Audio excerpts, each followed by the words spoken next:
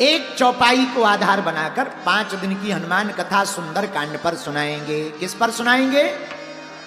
5 दिन की कथा सुनने के लिए कौन कौन तैयार है? हमने चौपाई सोची, कौन सी चौपाई गाएं, तब तक हमारे मन में आई, आहा, तुलसीदास जी ने रामचरितमानस में लिखा, जा पर कृपा राम की होई, जा पर कृपा राम की होई, जा पर कृपा राम की होई, जा पर कृपा राम की होई, जा पर कृपा राम की होई, जा पर कृपा राम की होई, ता पर कृपा करे सबको, ता पर कृपा करे सबको,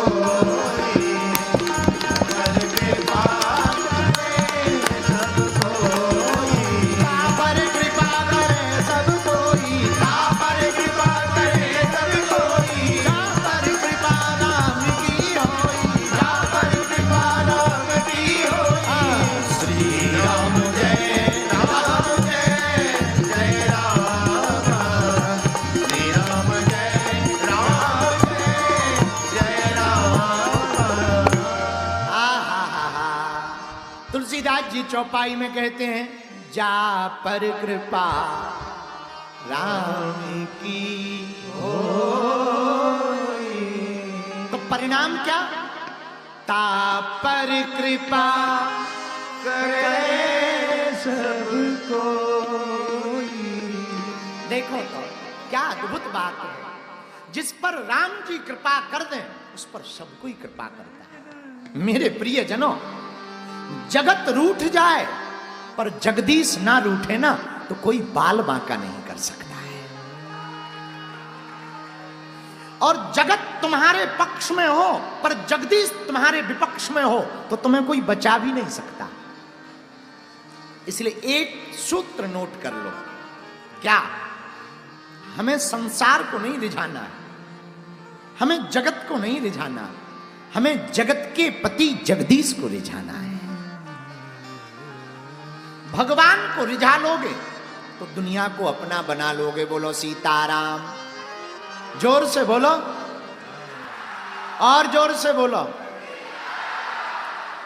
और हमारे प्रिय इस कथा के यजमान श्री अजय राय जी, जब हम इनके घर कुशीनगर से उतरकर इनके घर पे भोजन पाने के लिए बैठे, तब इनके पिताजी बड़े सरल हैं, तो बहू रानी ये प्रसाद परोस रहे थे, पिताजी आए, वो मिले तो बड़ी आंखों में आंसू भर के बोले, गुरुजी बड़ी कृपा हुई जो आप आए। तो हम उनको तो कुछ नहीं कह पाए, उनकी भावुकता, उनकी सहजता, उनकी सौम्यता और उनका वो गांव का एकदम शुद्ध अंदाज, तो हम कुछ उनको तो नहीं कह पाए, पर मन ही मन में लगा आप ठीक कह रहे हो कि हम आए, बड़ी कृपा हुई। पर सच तो ये है, तुम्हारे घर पर भगवत भक्त बालक हो गया तो अब कोई भी तुम्हारे घर आ सकता है। जिसके घर पर भगवान का भगत हो जाए, भगवत भक्ति जिसके दिल में प्रकट हो जाए, उसकी जिंदगी में सब आते हैं। बोलो सीताराम। एक बात और पूछो, क्या पूछो? पुरुषार्थ करने वाले को स्वयं चल करके जाना पड़ता है, तब परमात्मा की प्राप्ति होती है। पर भगवान के भक्त को जहां बैठा हो वहीं पर उसे परमात्मा की प्राप्ति होती है। पुरुषार्थ में और प्रसाद में इतना ही अंतर है। पुरुषार्थ करोगे तो स्वयं चलकर जाना पड़ेगा, तप करना पड़ेगा, जप करना पड़ेगा, ध्यान करना पड़ेगा, यज्ञ करना पड़ेगा, हवन करना पड़ेगा, और बीच में आगी लगो, कछू आ गो, उपद्रव हो गो, दिमाग फिसल गो, लो हो गई तपस्या भंग। बोलो सीताराम। हाँ, सब स्वाहा। पर अगर भगवान के भरोसे रहेंगे, गुरुदेव के भरोसे रहेंगे, हनुमान जी के भरोसे रहेंगे, तो कहीं भटकने फटकने की आवश्यकता नहीं है। हनुमान जी की ही कृपा से सब कुछ हो जाएगा। अच्छा, क्या क्या होगा? हनुमान जी की कृपा से होगा क्या क्या, ये भी सुनो। पहले राम जी की कृपा से क्या क्या होगा? राम जी की कृपा से कुछ हो या ना हो, एक चीज होगी। पूछो क्या? पूछो क्या? गोस्वामी जी ने इसका उत्तर लिखा, बिनु सत्संग विवेक न होई, बिनु सत्संग विवेक न होई, राम कृपा बिनु सुलभ होई, राम कृपा बिनु सुलभ होई, राम कृपा बिनु सुलभ न सोई। राम जी की कृपा के बिना सत्संग मिलने वाला नहीं है। अच्छा, एक बात बताओ, गोपालगंज जिला में कितने लोग नहीं रहते? लाखों लोग रहते हैं, हाँ या ना?